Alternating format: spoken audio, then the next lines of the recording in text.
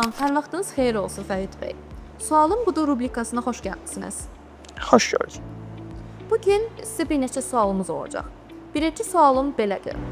Robototexnika və mühəndisliyə marağınız necə başladı? Sizi bu sahəyə gətirən əsas motivasiya nə idi?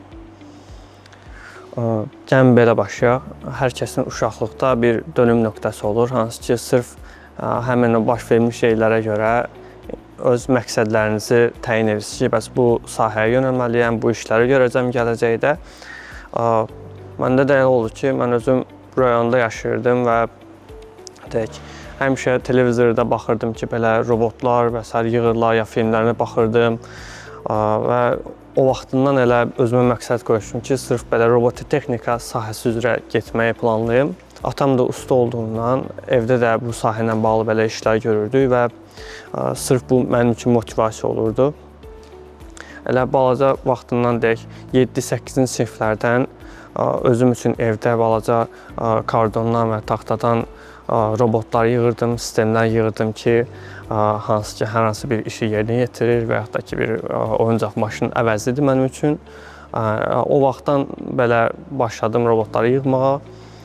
Ta ki 11-ci sinifə qədər, 11-ci sinifdən sonra artıq universitetə qəbul oldum və Bakıya universitetə oxumağa gəldim. Həmin müddətdən sonra artıq daha fəal yarışlarda iştirak etməyə başladım. Azərbaycanda bilirsizdə Bakının özündə daha çox yarışlar keçirilir, robototexnika yarışları hədsiz, hər il ən azı 4-5 ədəd yarış keçirilir və həmin yarışlarda iştirak eləyə-eləyə artıq hədəflərimi daha da böyütməyə başladım. Bu mənə biraz daha da motivasiya oldu ki, daha böyük işlər görə bilim. Şagirdlərə mühəndislik və robototexnika dərslərini hansı yanaşma ilə öyrədirsiniz? Hansı metodlar ən effektivdir? Çox gözəl sualdır. Belə deyim, hər uşaq eyni səviyyədə götürmə bacarığı olmadığından hər uşağa fərdi yanaşmaq ən yaxşısıdır.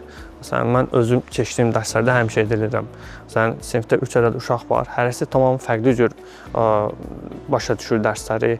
Mənim dediklərimi bəziləri tam anlayır, bəziləri yazılı şəkildə göstərdikdə anlayır, bəziləri video şəklində göstərdikdə anlayır. Ona görə həm onlar üçün əlavə ekstra material göndərirəm ki, evdə olduqları zamanda həmin materiallara baxıb öyrənə bilsinlər. Həm də dərs müddətində artıq onlara ekstra olaraq əlavə məlumatlar göndərirəm, əlavə şəkillər göstərirəm ki, baxın bu formada tam praktik şəkildə göstərirəm ki, baxın bunu bu formada qoşmaq lazımdır ki, bu belə olsun. Bu formada bir yön göstərirəm.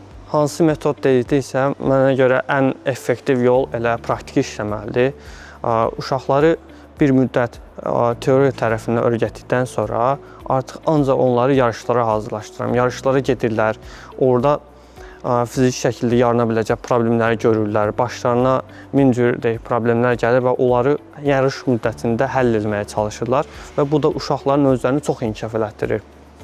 Ancaq teoriya tərəfi ilə çox irəli getmək olmur. Gərək uşaqlara praktiki formada da çox şey öyrədəsiniz. Sizin fikrinizcə gələcəkdə uşaqlar üçün ən vacib mühəndislik və texnoloji bacarıqlar hansılar olacaq? Bu da çox aktual suallardan birisidir.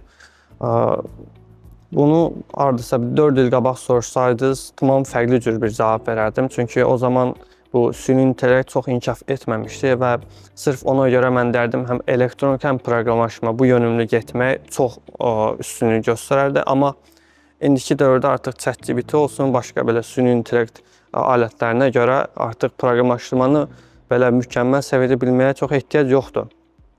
Çox kiçik bir orta səviyyə bilməmiz elə bəs eləyir ki, proqramlaşma tərəfində olan problemləri həll eləyək. Bu həmin o süni intellektlərə görə. Amma süni intellektin çatmadığı tərəflər də var. Hansı ki, mexaniki tərəflər, məsələn, robot hazırlayırsınız, onun mexaniki quruluşu var. Onun dizayn eləmək olsun, onun o lazım olan fiziki detallarını kəsmə, yonmaq və ya deş kəsmə olsun, o hissələrini artıq süni intellekt köməkliyi ilə eləmək olmur.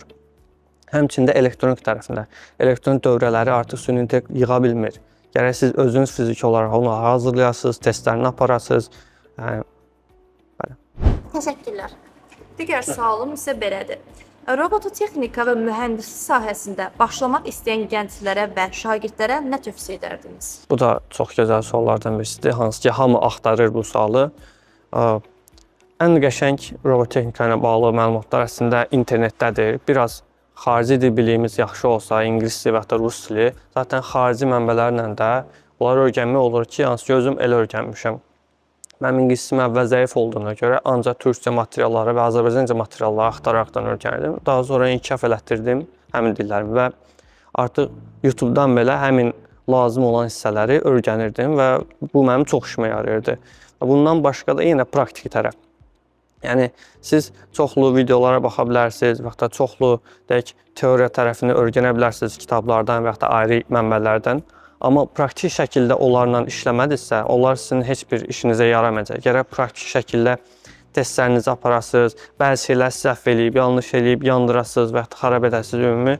Yəni o hissələr olmadan artıq praktikini öyrənə bilmirsiniz. Ona görə bu da çox önəmli bir tərəfdir.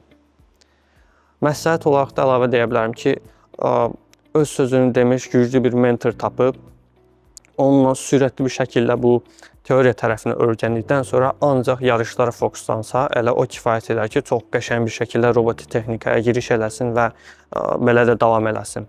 Bu illər ərzində qazandığınız ən böyük uğur nədir və bu sizə nə qazandırdı? Bildiyiniz kimi 2025-ci ildə biz Yaponiyada olan All Japan Sumo Tournament yarışında iştirak etmişdik. Orada mən də iştirakçılardan birisi idim.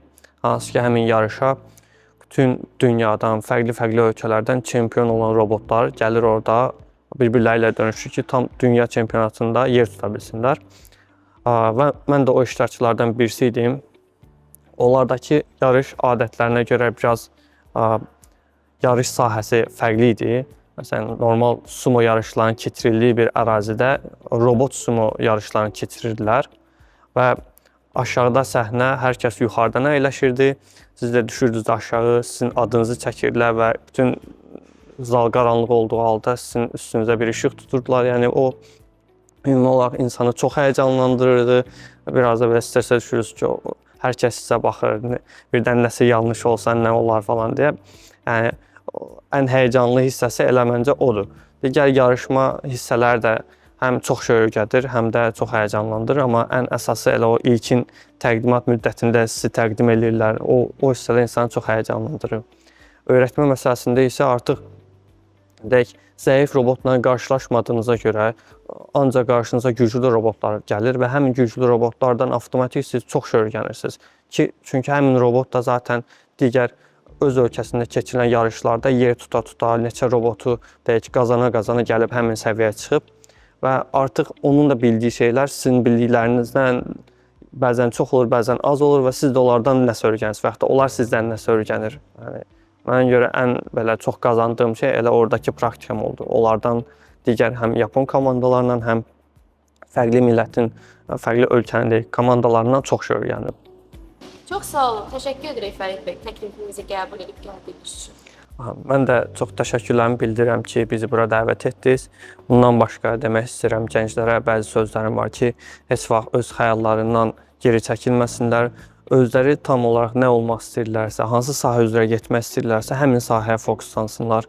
Robot texnika sahəsi istəyirlərsə, lap super. Çünki həm ölkənin buna çox ehtiyacı var, həm də ki, gələcək bu yöndə gedir. Ona görə çox önəmlidir. Çox sağ olun. Sağ olun.